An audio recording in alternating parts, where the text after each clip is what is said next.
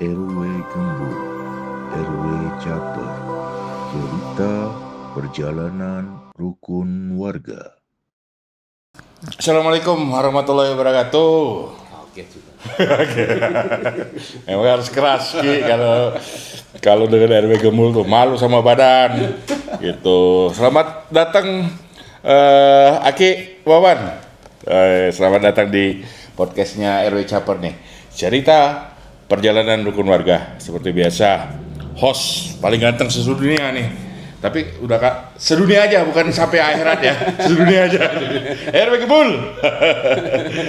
Ya, baraya sekalian sekota Bandung atau baraya yang bisa nonton di podcast kita ini, Aki Wawan ini salah satu senior RW nih. Oh, kalau bisa dikatakan seumur itu bisa seumur hidup juga kan. RW seumur hidup. Karena sekarang Aki Wawan sudah menjabat sebagai apa namanya? Ki lupa saya. Forum RW Kecamatan Arcamanik gitu loh. Cerita dulu Ki, ini jadi RW udah berapa tahun Ki? Sebelum jadi ketua forum Ki? Oke. Baik, bismillahirrahmanirrahim. Assalamualaikum warahmatullahi wabarakatuh. Kawan-kawan sekalian se-Bandung Raya, para ketua RW yang saya banggakan. Makasih Pak RW Gembul nih udah diundang ke sini untuk ngobrol santai lah. Yes.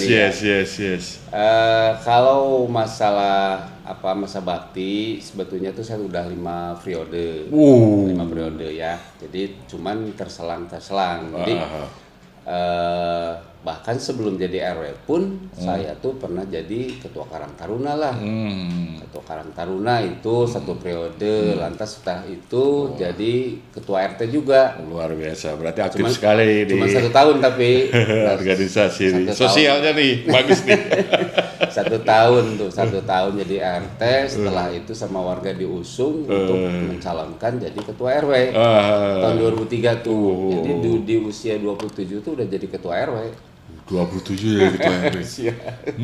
Iya. Nah, mulai tahun periode pertama tuh 2003 sampai 2006. Sebentar. 5 periode ini kalau di RW lain kan kita semua rata-rata jadi RW itu rebutan Ki. Ya. Rebutan nolak. Betul. Sama. Kalau di wilayah sih memang kita demokrasi berjalan. Oh, udah berjalan. Ada calon lain ada, gitu. Banyak, ada rivalitas ada waktu itu. Jadi kita tuh saya jadi ketua RW itu periode pertama 2023 2026. Nah, 2026 2029. Mana 2023 2026? Sekarang baru 2025. Sorry. Dulu pertama nih 2003 sampai 2006. Nah, itu periode pertama. Nah, 2006 2009 off dulu, istirahat. Nah, setelah itu 2009 sampai 2012 jadi RW lagi. 2012 2015 off lagi. Oke. Nah, 2015 sampai akhir 2024 3 periode berturut-turut itu. Berapa wali kota? Mulai dari Padada. Padada. Ya. Padada aja dua apa 3? Padada 2 periode. Iya. Padada waktu itu. Kalau nggak salah masih dari Pak Atarmana. Pak Atarmana, terus Padada kan. Waduh. Padada terus apa ya? Apa lagi nih? Memang itu penyakit orang-orang yang senior begitu. Susah ingat, gampang lupa. Sama-sama saya Ki. Pak Ridwan Kamil. Oh ya kan abis Padada tuh Pak Ridwan Kamil. Benar. Kamil kan, Pak Ridwan Kamil, lalu Pak Oded. Nah, yang terakhir sekarang tuh kan Pak Farhan. Ya. Udah kalau pas Pak Farhan kan berhenti jadi RW-nya. Hijrah. Iya. Aki Wawan teh selain senior RW paling terkenal minimal di Arcamanik ya, atau mungkin Kota Bandung tuh profesornya sampah. Kemarin kita podcast sama Pak Lurah, kita sampaikan seperti itu. Bisa cerita Ki tentang sampah ini seperti apa sih yang Aki ketahui? Sampah Bandung lah, Kota Bandung. Ya, kalau bercerita tentang sampah, ini sebetulnya kita nggak usah panik lah ya.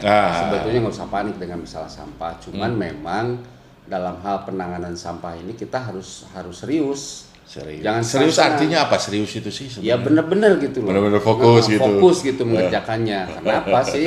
Bukan hanya foto-foto selesai Oh gitu. tidak. Itu lain cerita.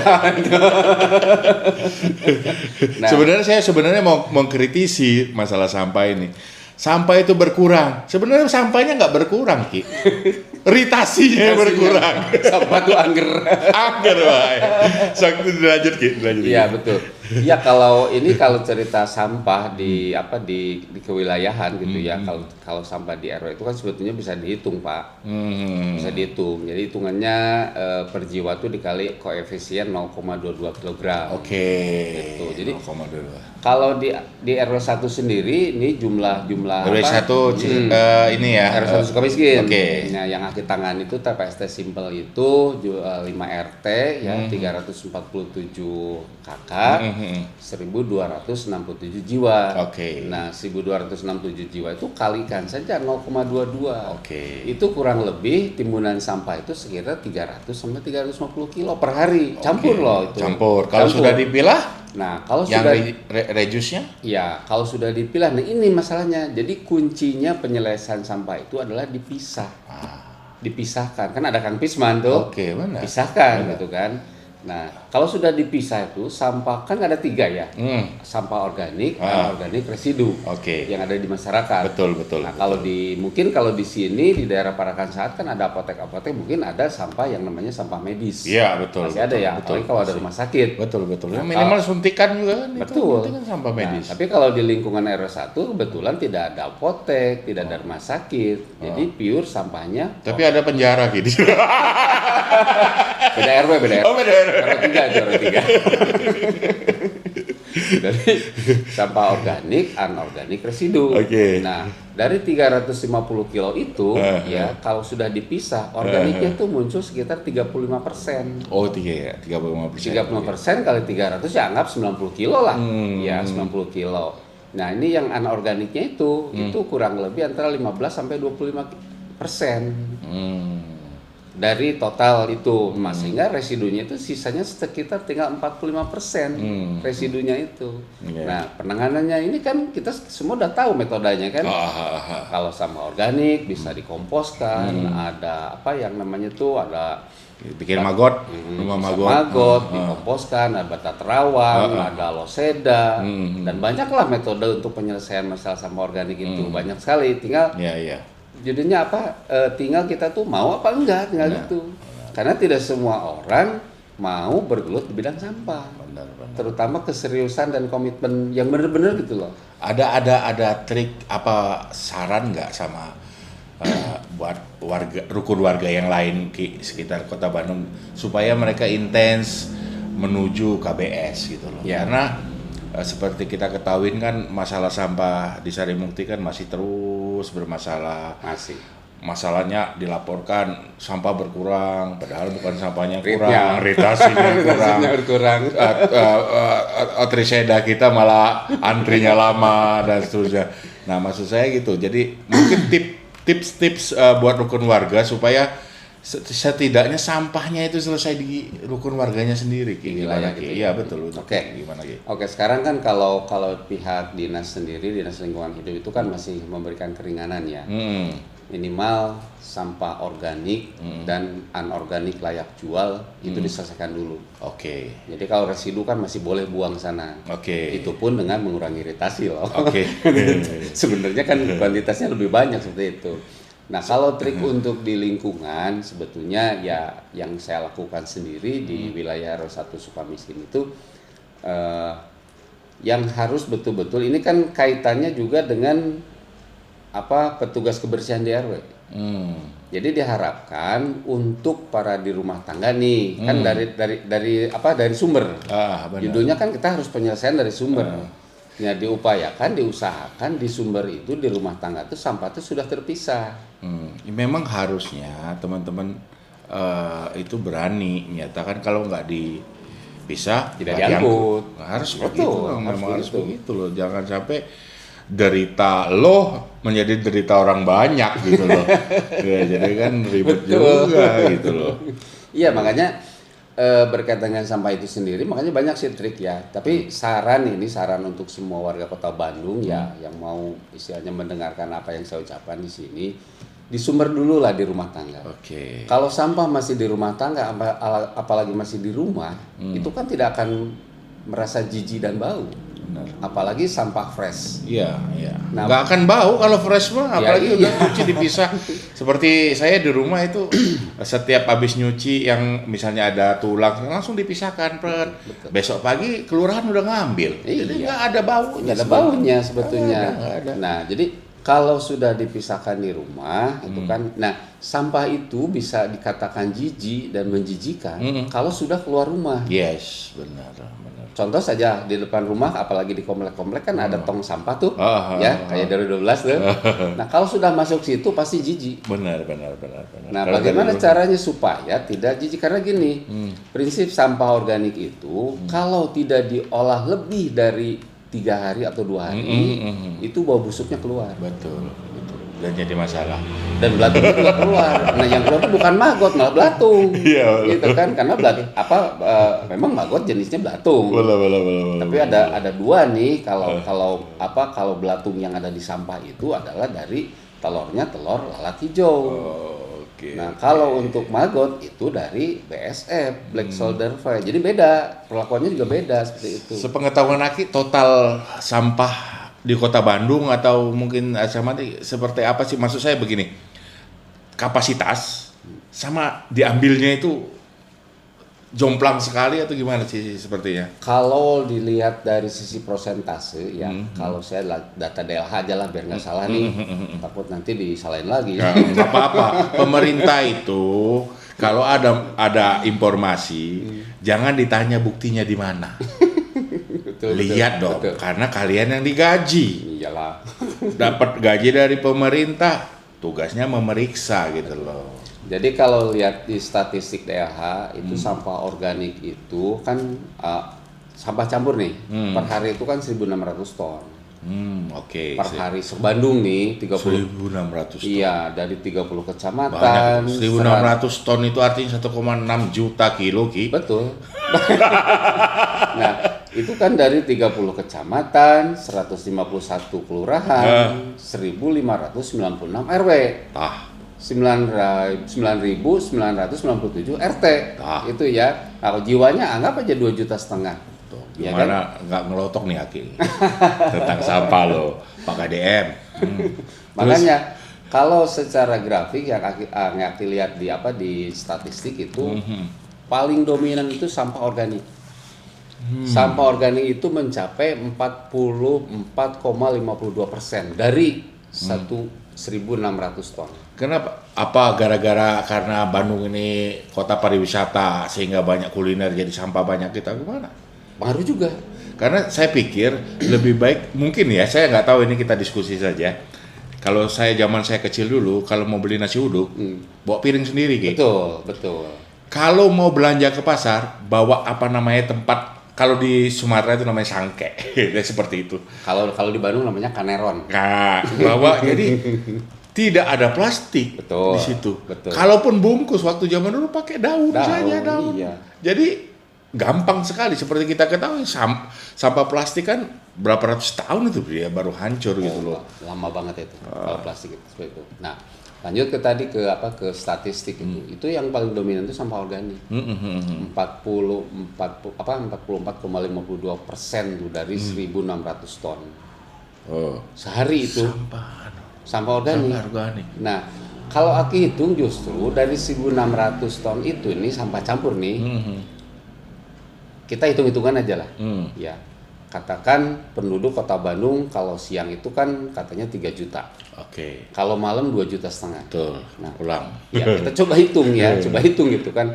Kalau penduduk Kota Bandung 2,5 juta, tadi dikalikan Dari 0,2. 0,22, itu jatuhnya cuma 600 ton. Campur itu. Nah, kemana itu? Nah, Serebuna siapa yang ceritanya nyumbang? yang seribunya dari mana itu? Ya, nah, selidik yang Aki pelajari nih baru disampaikan juga ke teman-teman di penggiat lingkungan, ternyata pasar dominan. Di kita kan pasar induk ada 2, Gede Bage sama Caringin. Belum pasar-pasar pasar-pasar Pasar tradisional yang kecil-kecilan. Ya, kayak Andir, Ciroyom, sederhana, Ujung Berung gitu kan. Gordon, itu kan penghasil sampah. Nah, sekarang konotasinya seperti masyarakat yang diponis selalu nyampah. Padahal sebenarnya itu sepertiganya saja kalau rumah tangga yang membuat. Betul, kalau sampah dari masyarakat nih, bukan sampah masyarakat, sorry. Kalau sampah dari masyarakat kan bisa dihitung jumlah jiwa dikali koefisien yang tadi. Coba 600 berbanding 1000. Iya. Nah ini yang makanya pernah diskusi, pernah saya usulkan, tolong deh. Kalau sampah itu kita bagi 3 aja deh, ya sampah dari masyarakat, sampah pasar, sampah komersil. Iya benar. Ini yang resto sama hotel itu kan nggak hitung. Benar. Iya kan? Itu belum kehitung. Belum hitung itu. Makanya yang tadi yang 1000 itu, ya antara 2 sumber ini, pasar dan komersil, bisa restoran, hotel. Harusnya kalau restribusinya benar, Pak. Larinya ke tempat istilahnya perawatan sampah atau pemusnahan sampah atau apa, kayaknya sih nggak ada masalah sih. Iya sebetulnya ya, cuma kan kita kan penangannya kan kayak gini. Ya mudah-mudahan lah wali kota baru dan gubernur baru. Oh iyalah, ya, semangat banget tuh. Wilayah Kota Bandung ini benar-benar bisa bebas sampah nanti ya seperti itu. Karena Indonesia saya pikir sulit untuk bebas sampah kalau attitude-nya nggak dirubah. Gitu. Makanya gitu. Dalam setiap forum Aki selalu bicara gini, kita yang dibicarain sampah. Sedangkan Aki selalu nanya, kita bicara sampah, tahu nggak artinya sampah itu apa? Semua nggak bisa jawab, aneh kan? Yang dibicarain sampah, tapi artinya sampah juga nggak tahu. Jadi secara implisit kita harus tahu apa sih itu sampah. Kalau versi Aki kan sampah itu adalah barang atau benda yang sudah tidak dipakai dan dibuang, ya kan? Tapi ortodok itu kampungan. Jadi yang benar adalah barang atau benda yang sudah tidak dipakai dan diolah, itu baru profesional. Cuman judulnya mau apa enggak? Erek atau moal gitu. Lamun moalnya enggeus gitu. Masa harus dibikin menteri persampahan?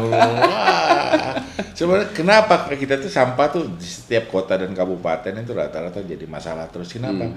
Karena kita cuma narok saja. Betul. Memindahkan tempat sebenarnya. Ya itu kan istilahnya yang disebut dengan open dumping itu kan. Iya, open dumping. Kumpul, angkut, timbun. Iya, kan itu kuno itu. Mau beberapa banyak pun luas tanah juga pasti habis. Gitu. Ya seperti Sarimukti kan itu kan lembah. Iya. Lembah sekarang udah rata. Udah habis malah. Ditimbun terus sampai langit nanti kan.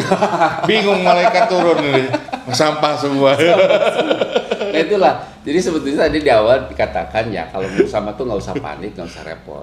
Ya kuncinya adalah memisahkan. Betul. Ya dengan programnya almarhum Pak Oded itu kan, Kang Pisman, kurangi, pisahkan manfaatnya. Di sini kurangi bukan kurangi makan, bukan, tapi ukur kemampuan perut kita. Jangan sampai menu yang kita makan sampai nggak habis. Tapi kalau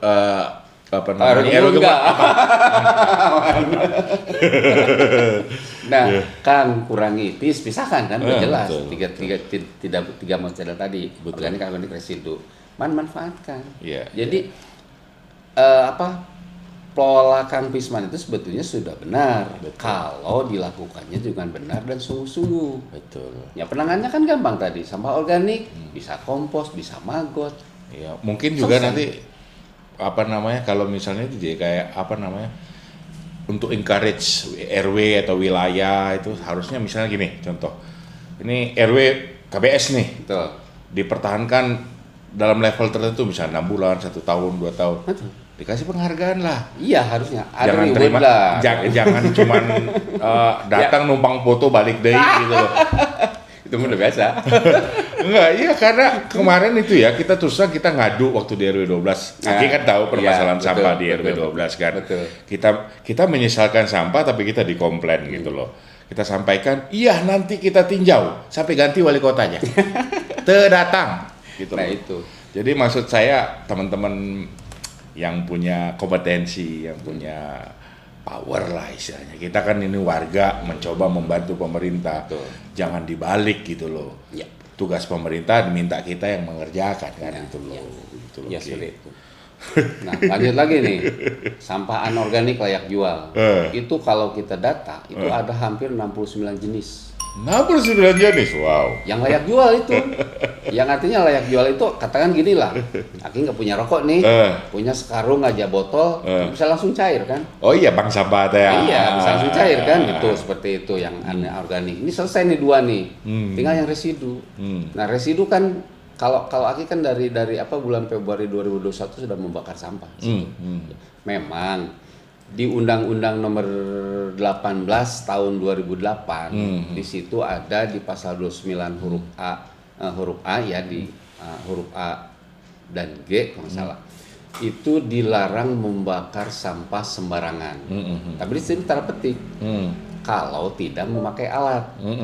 Iya kan? Kalau tidak memakai alat. Iya. Contohnya lah kalau tidak memakai alat langsung depan rumah bakar di lapang-lapang bakar itu nggak boleh, memang nggak boleh. Tapi kalau memakai alat, ya makanya kan sekarang muncul nih produk-produk pembakar sampah nih. Insinerator. Ada Zosep, ya ada Motah dan lain sebagainya lain. Jadi perkembangannya sih memang banyak sekarang tuh produk-produk orang berduyun-duyun membuat produk untuk tempat pembakaran sampah karena memang karena untuk residu itu kan yang sulit diurai itu seperti tadi dikatakan plastik kan ratusan tahun iya kan tapi kalau udah jadi abu itu abunya bisa dimanfaatkan lagi. Iya benar, RW 12 waktu kita bakar itu dari sisanya nggak nyampe 1%.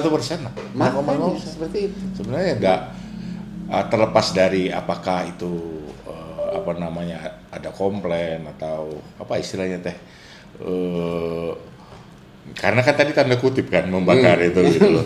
Tapi solusi lain memang tidak ada mau bagaimana gitu loh. Cuman ya begitulah. Yang diharapkan itu gini Pak RW Gembul nih selain dibakar juga ada teori atau cara untuk bagi sampah tuh lebih ramah lingkungan. Apa dicacah itu? Dicacah, dijadikan biomasa. Nah, sekarang kan informasi pemerintah 2025 ke sana kan produksi untuk batu bara sudah mengurang nih. Padahal kebutuhan untuk PLN, pabrik semen itu butuh pemanas. Iya. Nah, makanya sekarang saya sudah punya planning sih untuk membuat briket ya. Tapi kayaknya apa istilahnya itu kalau batu bara kan namanya kalori. Betul. Kalori itu. Nah, ini kalorinya. Biasanya kalori batu bara itu biasanya yang umum dipakai itu yang kelas 1 itu 6.000. Betul. 4.500 pun mampu. Betul. Jadi kalau misalnya briket itu di antara level 4.500 atau sampai 4.000 saja, saya pikir sih solusi. Karena kebetulan RW Gembul kan di tekstil ya. Oh iya betul. Di tekstil teman-teman bagian finishing itu kan butuh uap. Butuh uap, pembangkit uap itu dari apa? Bisa dari batu bara, bisa dari briket ini mungkin. Jadi solusi sebenarnya ada ya. Ada. Tinggal kemauan. Ini pemerintah mau dibawa kemana nih? Mau yang pola pembakaran insinerator atau mau pola biomasa itu? Iya sebenarnya kemarin RW 12 juga sempat hasil sisa bakaran tuh yang airnya itu filternya itu sampai hitam kan kita itu jadi matiin rumput-rumput itu loh Ki. Iya betul. Nah itu kan betul. Nggak usah beli lagi round up. Langsung matiin. Mati sama air cucian itu asap kan seperti itu. Asal jangan benci sama orang aja suruh minum. bahaya. Ya. Jadi kembali lagi nih bicara masalah sampah tuh gemes sebenarnya. Ya, greget deh. Benar. Greget. Tinggal kita mau serius apa enggak? Benar. Menurut Aki kita bukan bicara warga ya. Betul. Sebenarnya kalau kita bicara di departemen pemerintahan ya, departemen mana sih yang paling bertanggung jawab terhadap sampah? Ya. Yang paling bertanggung jawab kalau misal 1 sampai 10, memang teorinya sampah urusan kita semua dan segala macam. Tapi sebenarnya departemen apa? DLH kah atau apakah? Atau menurut Aki aja nih ya. Yang paling kompeten kan sekarang sampai menterinya pun kan turun tangan. Menteri Lingkungan Hidup pun KLHK itu kan, Kementerian Lingkungan Hidup. Nah, yang sekarang kan Pak siapa tuh lupa lagi namanya ya. Pak Menyusul kan sampai wajar sudah senior lupa wae. sampai turun ke bawah kan. Sampai ada yang TPA di Polis Land gara-gara warganya tidak mau, itu udah bagus, tindakan bagus. Setuju kalau aku setuju dengan tindakan menteri itu ya. Jadi jangan nasional deh, Bandung aja dulu deh. Nah, kalau Bandung ya jelas DLHK dong. DLHK. Kan DLHK Dinas Lingkungan Hidup Kota kan. Hakim punya saran nggak sama wali kota? Kalau misalnya dalam waktu tertentu DLHK-nya tidak ada pengurangan, bukan mengurangin rate loh, ngurangin sampah. Berani nggak wali kota ganti gitu loh ininya petugasnya? Bukan, maaf saya tidak mau betul. namanya tidak mau musik lah ya. Musik orang atau apa, tapi kan kita orang-orang swasta tuh biasa. Betul. Tidak tercapai target mundur sendiri loh. Betul. Jangan sampai diberhentikan itu lebih pahit dibanding mengundurkan diri sendiri. Jadi harus punya target gitu. Betul. Saya sudah 20 tahun loh di daerah Cisaranten Endah ini. Banjir nggak pernah beres gitu loh. Banjir loh, kita bicara banjir ini loh. Juga kan. Kemarin Pak Lurah bilang kita sudah beberapa kali ganti lurah, wali kota, nggak selesai juga. Saya nggak tahu ya. Yang mudah-mudahan nanti Allah kasih pemimpin kita yang baru ini bisa action cepat gitu loh. Betul. Kayak KDM ya. Ya siapapun, yang penting kita butuh pemimpin yang langsung turun di lapangan. Nah gitu ini Pak RW Gembul nih, ya akan suka memperhatikan juga dari sistem manajerial perusahaan. Jadi kalau dilihat nih, tapi maaf nih ya, karena saya juga orang swasta nih, ya kuli pabrik lah, gitu kan.